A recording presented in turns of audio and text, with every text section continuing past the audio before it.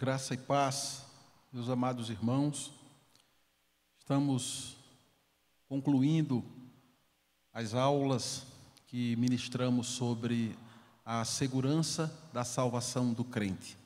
Ministramos a primeira aula, ministramos a segunda aula e hoje nós estamos concluindo esta importante sessão doutrinária constante no livro Santidade, sem a qual ninguém verá o Senhor, de autoria de J.C. Ryle. Livro esse que está sendo adotado pela Escola Bíblica Dominical da nossa igreja, a Igreja Presbiteriana de Campina Grande, ao longo deste ano de 2021. E hoje nós iremos abordar algumas razões pelas quais alguns cristãos não desfrutam a plena alegria decorrente da segurança e da certeza da salvação que Deus nos proporciona na pessoa bendita do seu Filho Jesus Cristo.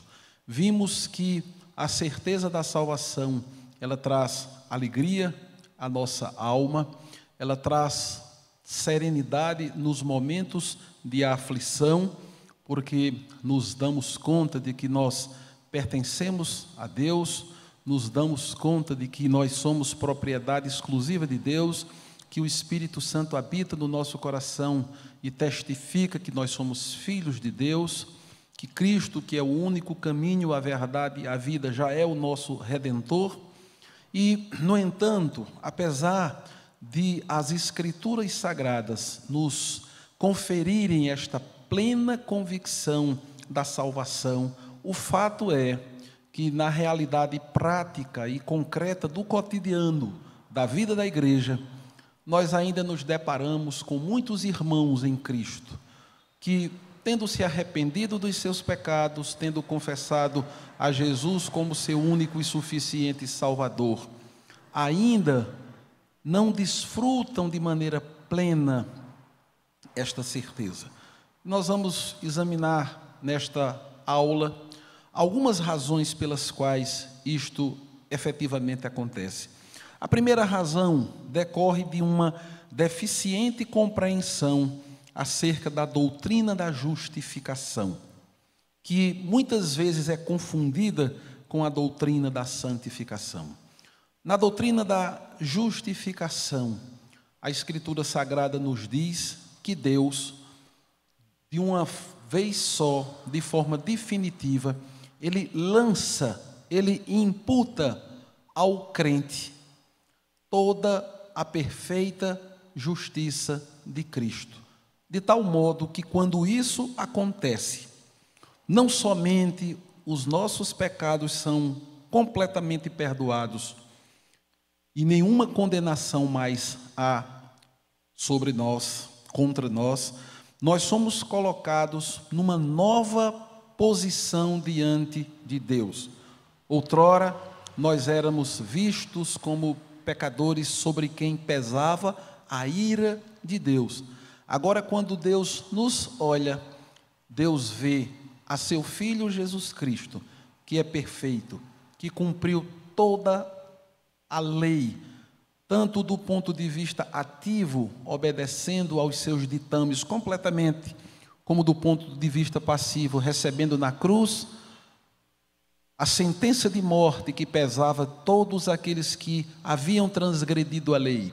E embora o nosso bendito Salvador nunca tenha transgredido a lei, nunca tenha cometido pecado de espécie alguma, porque Ele nos substituiu, porque Ele se identificou conosco, porque tomou o nosso lugar, Ele recebeu a sentença de morte, a fim de que nós pudéssemos receber a sua justiça. O nosso pecado foi lançado na conta dele e a justiça dele foi lançada na nossa conta. Então, muitas vezes, o cristão não tem uma compreensão clara, bíblica, sólida, profunda a respeito da doutrina da justificação. É somente por meio da justiça perfeita de Cristo que nós podemos estar plenamente tranquilos na presença de Deus, como alvos não da sua ira, mas do seu favor, da sua graça e da sua misericórdia. Enquanto a doutrina da justificação, ela aponta para o ato jurídico, forense, perfeito, definitivo, na doutrina da santificação, a partir do momento em que nós somos unidos a Cristo, nós recebemos um poder proveniente do Senhor, a fim de podermos viver aqui e agora, neste mundo, de maneira vitoriosa sobre o pecado.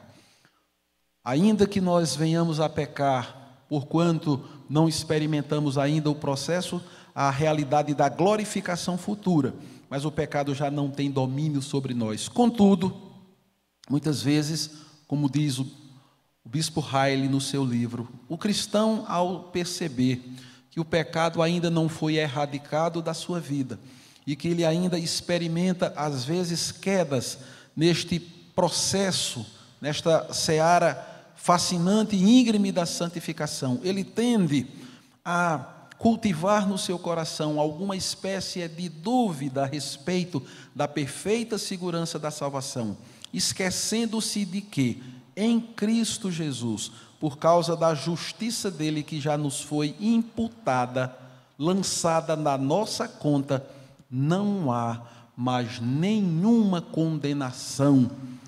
Pelo contrário, nós fomos absolvidos dos nossos pecados, absolvidos da culpa decorrente do pecado e colocados diante de Deus numa nova posição.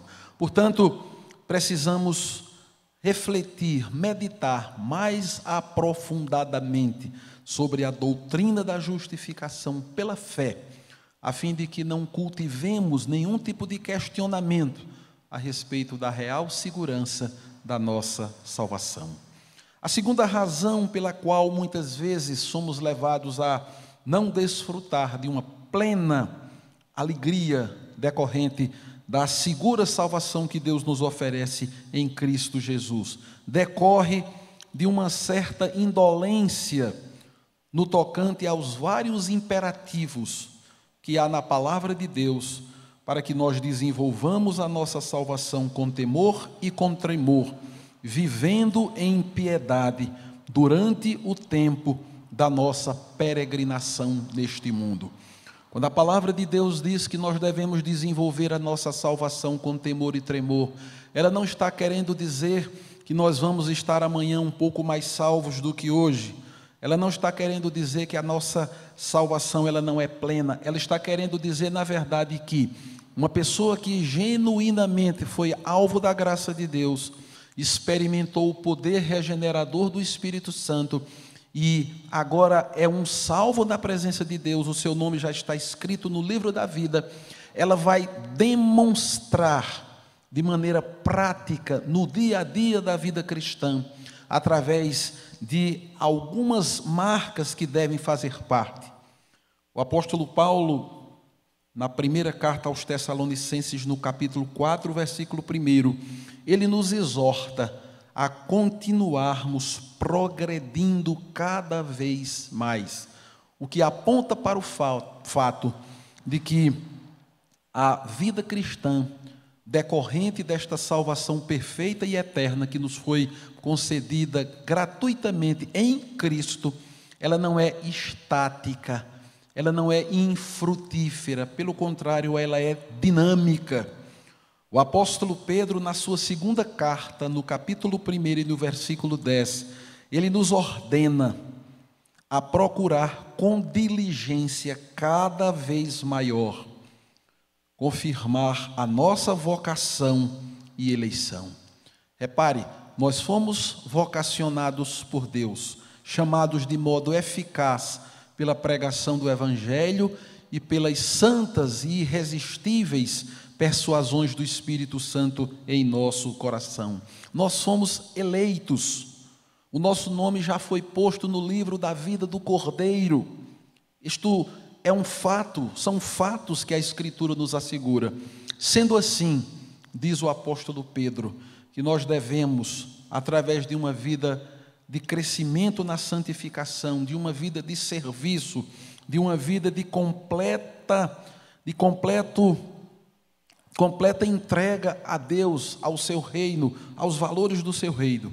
Assim procedendo, nós estaremos com uma diligência cada vez maior, confirmando a nossa vocação e a nossa eleição. Portanto, o ponto aqui é que esta salvação que nos foi concedida de forma segura por Deus em Cristo, ela é uma salvação que desemboca numa vida prática de crescimento contínuo na nossa caminhada espiritual.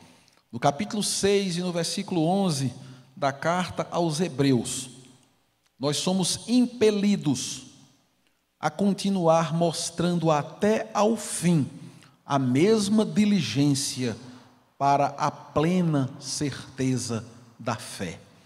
Então, na medida em que nós progredimos, na medida em que nós avançamos, na medida em que nós, com diligência cada vez maior, vamos confirmando a nossa vocação e eleição, mas desfrutaremos no nosso coração do privilégio de sabermos que a salvação ela é segura, a salvação é imperecível, a salvação é inabalável, a salvação é certa. A terceira razão pela qual muitas vezes o cristão não desfruta desta confiança plena, desta certeza inabalável de que a salvação de Deus em Cristo é perfeita, é segura. A terceira razão tem a ver com uma conduta incoerente, típica de pessoas que, dizendo-se salvas e seguidoras de Cristo, vivem ainda de modo pouco compatível com um verdadeiro cidadão dos céus. A Escritura Sagrada afirma que todo aquele que diz estar em Cristo deve permanecer nele e deve andar como ele andou. Isso é o que nós encontramos na carta de Paulo aos Filipenses, capítulo 2, versículo 6. É o que encontramos na primeira carta do apóstolo João, no capítulo 2 e no versículo 6. Aquele que está em Cristo deve andar assim como ele andou. Isso significa que, quando nós de fato estamos em Cristo e somos uma nova criatura, a nossa vida, ela inevitavelmente haverá de manifestar, expressar o fruto que é consequência de um coração transformado, de uma consciência purificada, de um novo princípio de vida que foi posto dentro do nosso coração. E quando, no lugar disso, há uma incoerência entre aquilo que pregamos e aquilo que vivemos, de fato, isso inevitavelmente trará sombras ao nosso coração e lançará o veneno da dúvida a respeito da segurança da salvação que Deus nos propiciou na pessoa de Cristo. Mas não precisamos viver assim, porque se de fato alguém está em Cristo, nova criatura é, as coisas velhas já passaram e eis que tudo se fez novo. Por fim, para concluirmos estas exposições a respeito da doutrina da segurança da salvação, para que nós continuemos a demonstrar a confiança, a alegria, a plenitude desta salvação que nos é concedida por Deus. Alguns princípios que nós devemos seguir na nossa caminhada. O primeiro deles é que nós devemos confiar plenamente no Senhor da palavra e na palavra do Senhor, na qual há abundantes promessas de que a nossa salvação é segura e de que a nossa salvação ela é real. Na carta de João, apóstolo João, nós encontramos o Espírito do Santo dizendo, pela instrumentalidade da vida do apóstolo, esta é a promessa que ele nos fez, a vida eterna. Jesus disse, quem ouve a minha palavra e crê naquele que me enviou, tem a vida eterna. não entra em condenação, já passou da morte para a vida. Portanto, nós precisamos conhecer profundamente as Escrituras Sagradas. Precisamos ter uma vida devocional autêntica, genuína, real. Precisamos buscar na palavra de Deus o deleite que essas gloriosas promessas trazem ao nosso coração. É o Deus da palavra, é a palavra de Deus, é na palavra de Deus que nós encontramos copiosas, numerosas, abundantes, multiplicadas promessas de que a salvação em Cristo é plenamente segura. Portanto, devemos alimentar, nutrir a nossa alma e o nosso coração, confiando no Deus da palavra e na palavra de Deus. Em segundo lugar, para que a segurança da salvação não seja apenas algo assimilado intelectualmente, mas algo que desça ao nosso coração e se torne uma realidade prática na nossa vida, de modo a infundir plena alegria à nossa alma, nós precisamos confiar na obra que Cristo realizou na cruz do Calvário, obra essa que é completamente suficiente para salvar todos os pecadores que lhe foram entregues pelo Pai na eternidade. Quando o Senhor Jesus Cristo bradou ali na cruz, está consumado.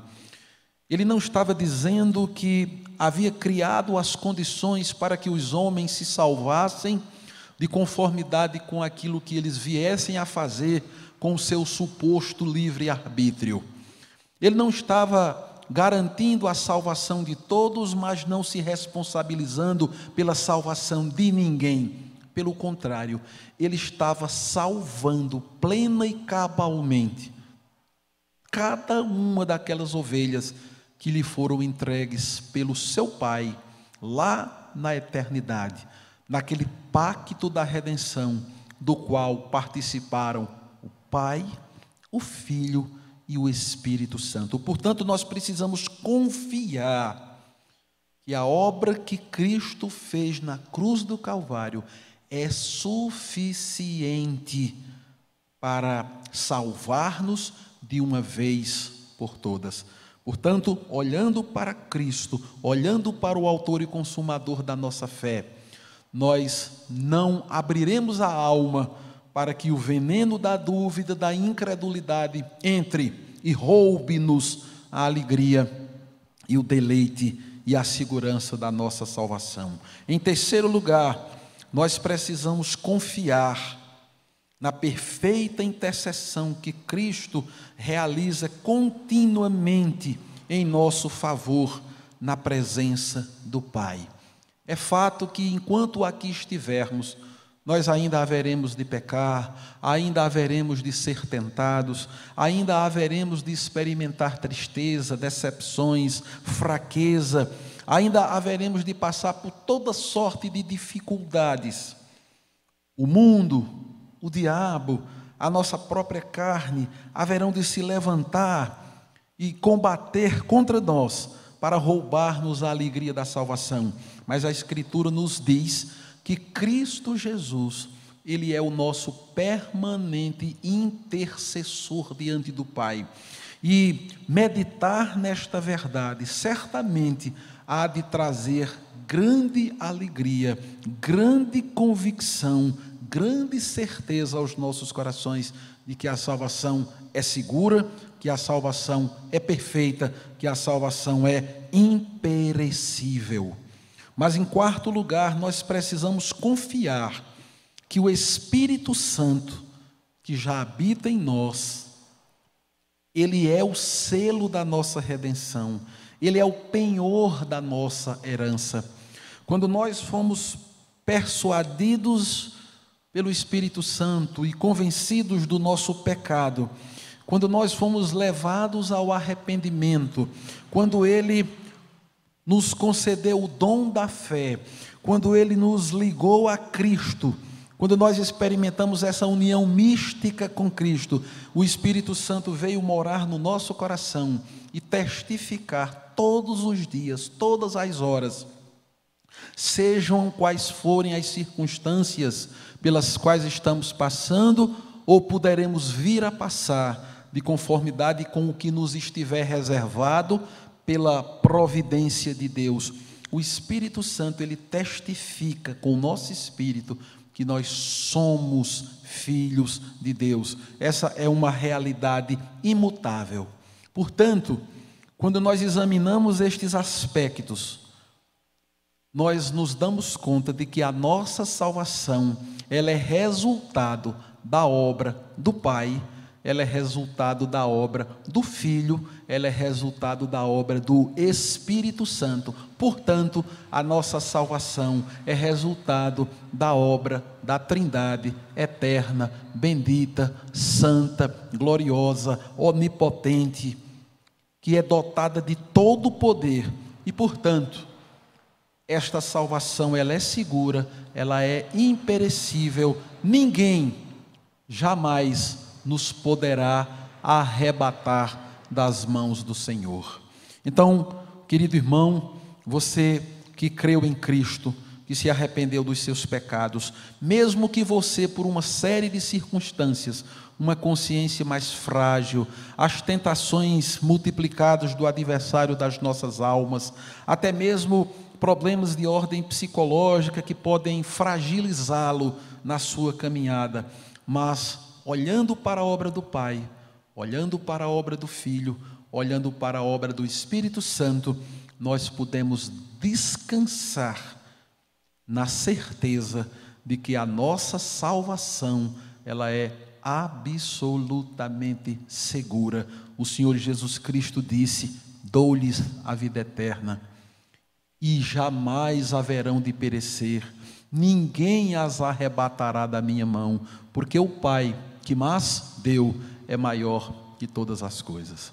Que o Santo Espírito de Deus aplique aos nossos corações as lições que nós aprendemos nestas 3 aulas sequenciadas sobre a doutrina da segurança da salvação.